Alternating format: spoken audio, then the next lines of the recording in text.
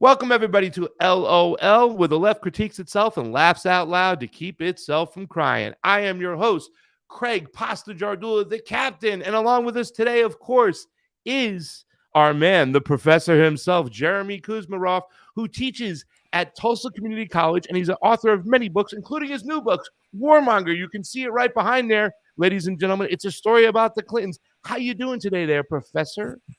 I'm doing great. You know what I love about this show, and I know a lot of people who are listening on the radio probably can't see it, but every single time I announce Jeremy, he smiles. He's got a huge smile on his face. You know what I'm saying? Because I try to do the WWE wrestling kind of like introduction, as well as kind of like a little bit of UFC from Bruce Buffer. You know, I'm just short of going Jeremy Kuzmarov. But, I'm glad you like it. I'm glad you're enjoying doing the show. We've been talking a lot off camera. Just the craziness that goes on. There's a lot to producing a show. You just don't bring this material there. You kind of have conversations. And I've been able to get boots on the ground with Jeremy Kuzmarov. And that's kind of great because I don't know if you're going to be there, if you've committed or not, to go into D.C. in August for the convention, because it'd be great to get on the ground there because so many people are going. But this kind of story, what we're going to talk about today, right? We're going to talk about the mayor of Chicago, because a lot of us, including myself, didn't understand what happened in 1968, right? I was born in 1973. So I heard stories about it, but I didn't even know the term Gestapo tactics. I come to work and meet Gestapo tactics from the movie Glengarry Glen Ross, which is actually a play by David Mamet. I didn't know it came from what happened in 1968, where you had somebody screaming about Gestapo tactics because of what was going on in Chicago. And screaming at the mayor. So there's a lot that's going on from 1968 to what people are comparing today because they were protesting. The whole world is watching, Professor, about the Vietnam War. And today, we suspect that a lot of people are going to be in the streets when it comes to what's going on in Israel, Gaza. Your thoughts, Professor? Well, in 1968, yeah, that was Senator Abraham Ribicoff. And there was a big division within the Democratic Party between the Hawks and the Doves. There was the McGovern wing. Bobby Kennedy, who had been a war hawk, but then shifted and was kind of riding the wave of the anti-war movement. Then he was tragically assassinated. You had Eugene McCarthy. Eugene McCarthy ran as a peace candidate. A lot of the anti-war movement was supporting Eugene McCarthy, as well as the McGovern faction of the party. But then you had the old guard, Hubert Humphrey, Lyndon Johnson, and the mayor, Richard Daley. And Daley cracked, there were huge protests outside because they knew they were nominating Hubert Humphrey, who had been, Johnson's vice president, had been a war hawk, an ardent anti-communist from his days as Minneapolis mayor when he had purged the left wing from the Farmer Labor Party in Minnesota. So they hated Humphrey. And they were aghast at his nomination. They wanted the McGovern wing, Eugene McCarthy. They're protesting. And Mayor Daley basically called in the goon squad against him, and they were viciously attacked. And Ribicoff said, called them out. And, Daley responded with an anti-Semitic slur because Ribicoff was a senator from, I think, Connecticut. Daley responded, "You, pardon my language, you son of a..." And he was caught on camera saying that, and he looked awful. And I mean, that was the implosion of the Democratic Party then. And look at what's happening now. The Democratic Party has just been, it's been a horrifying 4 years under Joe Biden.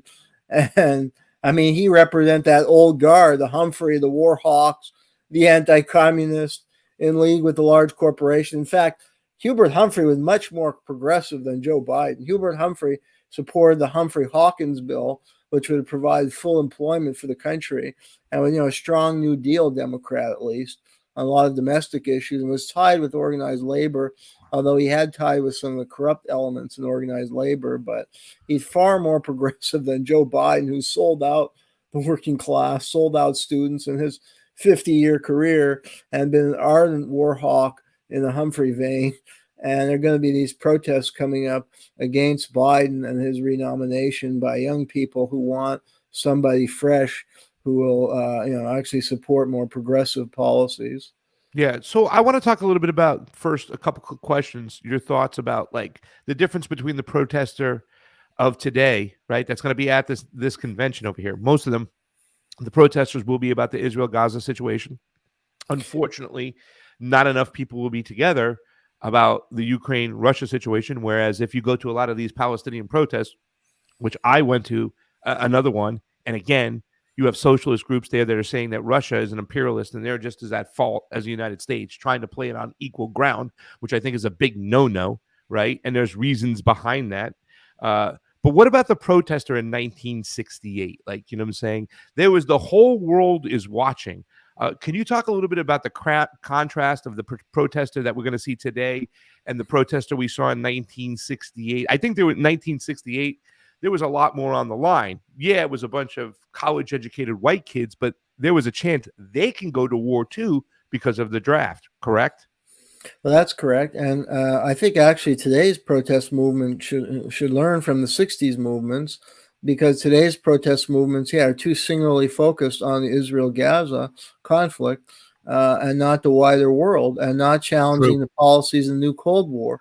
In the 1960s, and that's the key to the military-industrial complex, the playing up of the Russia threat and the China threat, and a major military buildup. And that's taking away money where it should be spent on healthcare, on education, on the environment.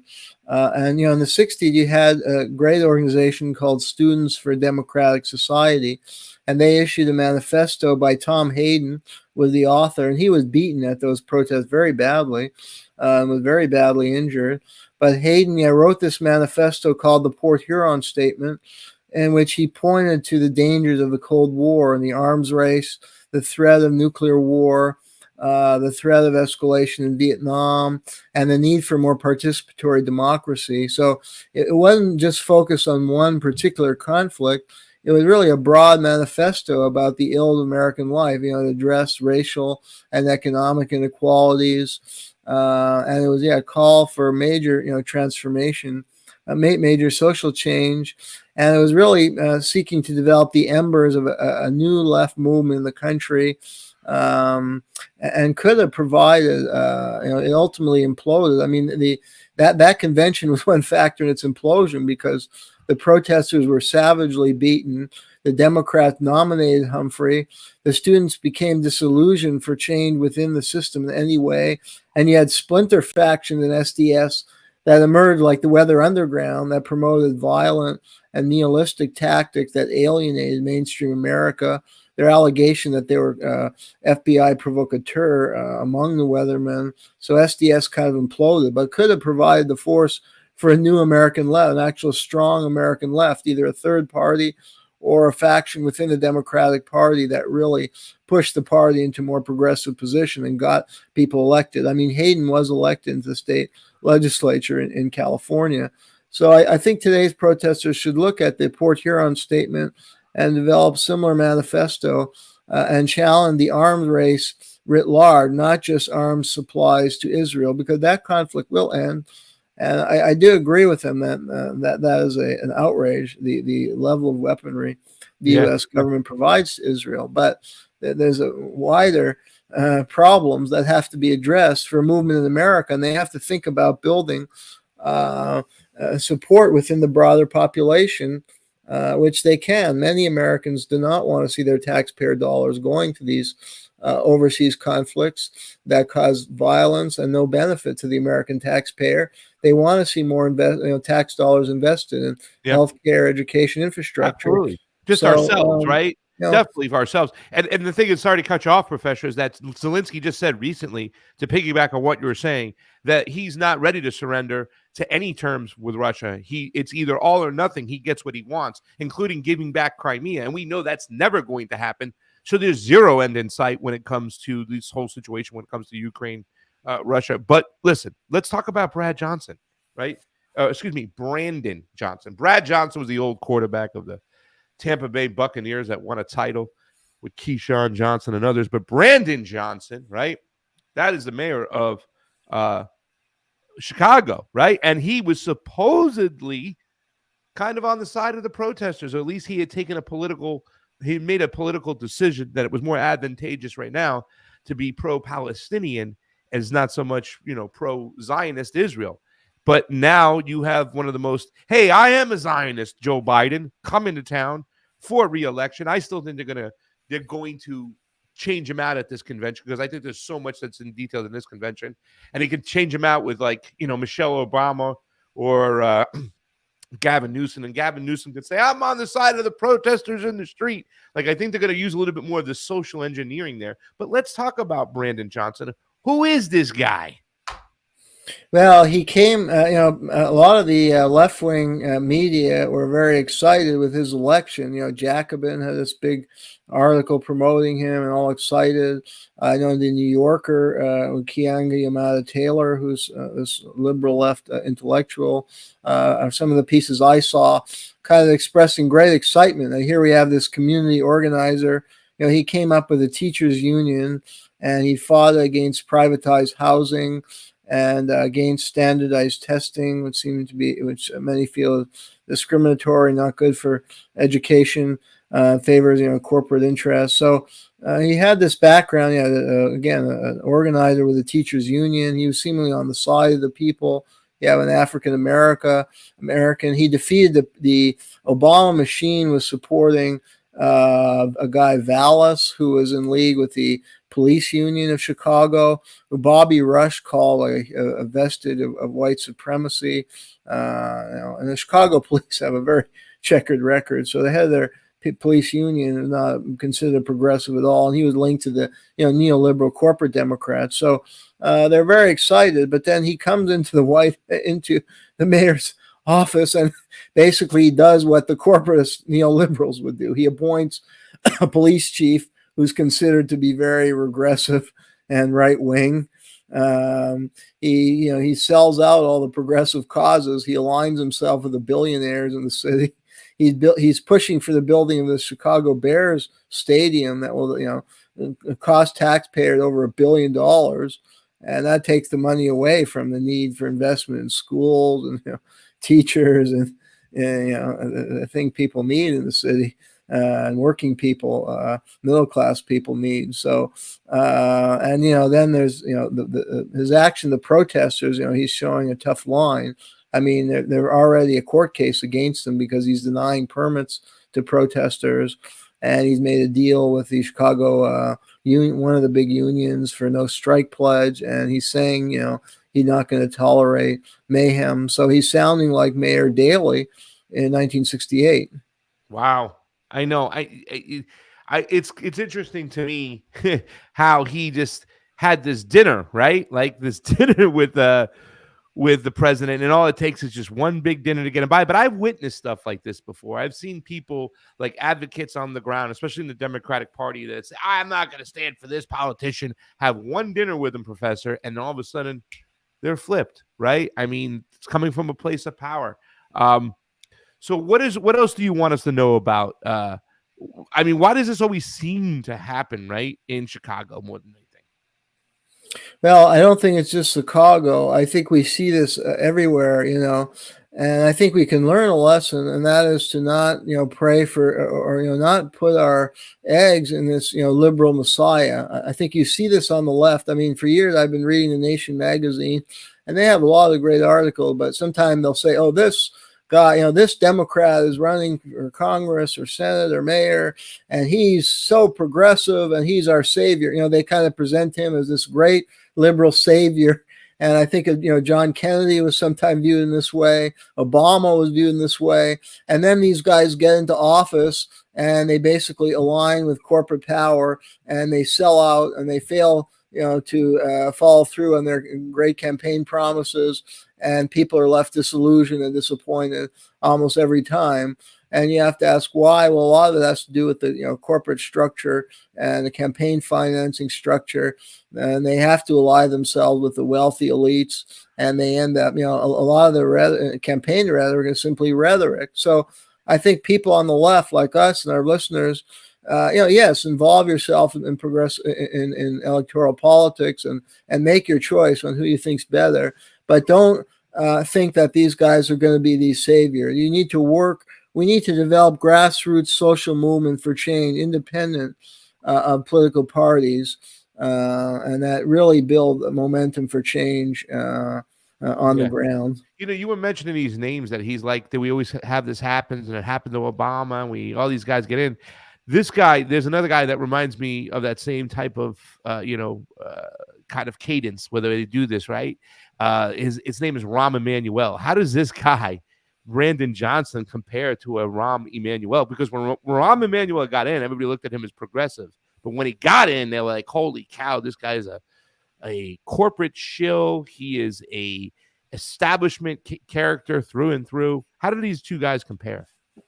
Well, yeah, it seemed ultimately the policies are very similar. There was a good book written about Rahm Emanuel, and I used to assign it in one of my courses because I taught a course called Money in American Politics, and I would try and look at the influence of money on both parties. So I would pick a Democrat and pick a Republican. And the students appreciated that because they could see corruption on both sides of the aisle. And yeah, this book was called The Mayor 1% by Carrie Liderson. It's an excellent book. And it just shows how Emanuel served the interest of the 1%. They helped put him in office. They donated a huge amount of money to him. And he ended up supporting them in all kinds of policies. And that's, what we're seeing with Johnson, even though Johnson campaigned in more of a progressive and had some more than Emanuel in progressive activist politics. But he's doing the same. He's, again, policies I was describing. He's pushing this Chicago Bears stadium instead of funding a school program or program to help inner city kids. He's hiring this, conservative police chief. He's cavorting with the billionaires. He's cavorting the White House, who's going to get him to crack down pretty harshly on the protests outside the convention. And he's not really doing much for the people of Chicago, at least the working people, and to ameliorate a lot of the problem. I mean, if you go to Chicago, there's huge inequalities in the city. There's huge issues related to crime. There's huge issues related to underfunding of its public schools, which are endemic to many American cities. And spending billions on a new football stadium is not going to help these problems.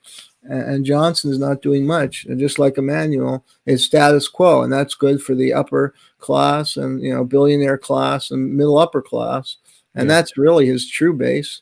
They're the ones who provide the financing, host the fundraising dinners, and he ends up enacting policy. So the campaign rhetoric is largely just for show in most cases, and people should acknowledge that and fight for change at the grassroots. And if they think Johnson is progressive, he comes from the activist groups, get him in office, but then press him every day, protest, lobby, form citizen groups on various issues, and he may respond to that kind of pressure. All right, so let's double back around, because before we get back to more of our responsibility in Chicago, right? Let's kind of connect the dots. Where is the mayor's position on Ukraine? Let's talk a little bit more about that. Let's get a little bit more in the rabbit hole when it comes to this mayor, Brandon Johnson, and his relation to Ukraine. What is it, Professor? Well, and that's the thing. These so-called progressives, he had a meeting with the Ukrainian prime minister, and he, ardent hawk on Ukraine. And I mean, as we discussed on this show, a lot of these left, supposedly progressive Democrats, they've gone all out for Ukraine. They had their Ukrainian flag when Zelensky came. They're voting for the $1 billion aid packages. And, that's money that should be spent. That the U.S. Has spent hundreds of billions of dollars. You may have the exact figure on weapons that have killed. I mean, these weapons, just like the weapons sent to the Israelis have killed Gazans, weapons sent to Ukraine have killed Eastern Ukrainians since 2014 in the coup, and now they're killing Russian. They're launching attacks into Russia with U.S. and Western weapons.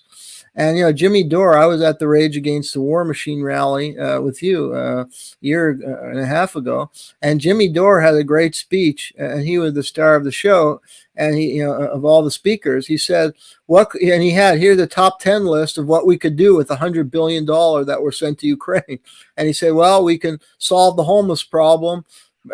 Then bring the homeless who've been given homes back onto the streets and then give them homes again with that $100 billion. Or we could cure cancer, although he said that the pharmaceutical company might not like that because that would put them out of business. but you get the point. I mean, he had, really a lot of good ways. 100 billion could be spent to help people. And if you go around America, I mean, a lot of people are struggling these days. We have opioid epidemics. We have huge inequality. We have homeless problem. We have teachers who are overworked. We have schools that are dilapidated.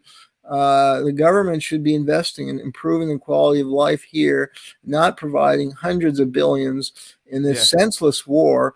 How about this, Professor? Is this a good answer? Not to cut you off again, but not even just spending that money over here. How about not taxing the people so much to creating all this tax money that needs to be spent somewhere? How about let people keep a lot of their money and then use taxes for the social programs or the infrastructure we need? In other words, we collect too many taxes anyways, and that's really hurting the economy. Well, a happy medium is what I'm talking about. Like the libertarians do have some points to be made. Yeah, I understand the sensibility of people who want to cut taxes or support Republican because they're calling to lower taxes. When you're throwing your tax money into a sinkhole, anything you might as well keep the money and you can spend it to good use. Yeah, no tiddlywinks. Listen, we have 3 minutes and 12 seconds left before we have to wrap up this show. With that being said, we understand where Mayor Brandon Johnson is on Ukraine. He's just like every other Democrat and stuff. And the whole thing is, I understand that the majority of the people of the protest are going to be out there because of Biden's actions in Israel, Gaza. Isn't it then a responsibility of us, those who are on the real anti-imperialist left, that when we're going to Chicago to somehow be activists of sorts, to say, listen, you got to recognize what's going on in Ukraine, Russia, and sell those people that don't think that, go, oh my God, Putin's bad, but I don't like what Biden's doing in Gaza. Isn't it our responsibility to go out there and educate and teach these people and form some type of alliance? I mean, the convention is going to be over the course of some days. Why can't one day we have a Ukraine people who have against, United States and Ukraine and Gaza day together? You know what I'm saying? Absolutely. I would agree with you. And we need to spotlight what the U.S. is doing to build up and create a potential war with China. And that is a waste of our taxpayer dollar. The military budget is approaching $1 trillion, and that could be cut significantly. The military there, under the Constitution, to protect our national defense, not to wage, aggressive wars abroad. And so, we can cut taxes or we can spend the money on useful programs here at home. And I think we can build a movement around that. A huge number of Americans support that. And that's what Martin Luther King advocated 4 years ago. So it would be in his spirit, in the spirit of SDS and Tom Hayden. And that could be a great movement for America. Yeah, that's going to be an awesome movement for America. Ladies and gentlemen, thank you so much for listening to LOL today. I know a lot of the people listening to the show there on the radio are going to probably be at the convention. There'll be a decent amount of you. So let's concentrate on that, maybe bringing people together, letting people understand, bringing in the evidence, what's going on, the real news, the information about why these people in the Donbass, when Russia went in to stop a war, not to start a war, for crying out loud, 14,000, mostly civilians in the Donbass, were being tortured, bombed, and killed, right? From United States weaponry. We have to do something about it. War in a proxy war in Ukraine is bad just as much as a proxy war, but not so much a proxy war, an ethnic cleansing war in Israel, Gaza. If you like what you heard, you want to see more, guys, go to Pasta to Go or Pasta to Go Show on Twitter. That will give you all the links to where we're at: Rumble, YouTube, Twitter. We even got a Convo Couch Rockfin if you want to listen there too as well. And I want to thank you all for listening and making this show possible. I am your host, Craig Pasta Jardula, with my co-host, the professor himself, Jeremy Kuzmarov. This is it from LOL. Thank you so much for listening. Go out there, make those phone calls, push back against Mayor Brandon Johnson in Chicago. You're listening to WBAI in New York, New York. LOL, where the left critiques itself and laughs out loud to keep itself from crying. That's the buzzer.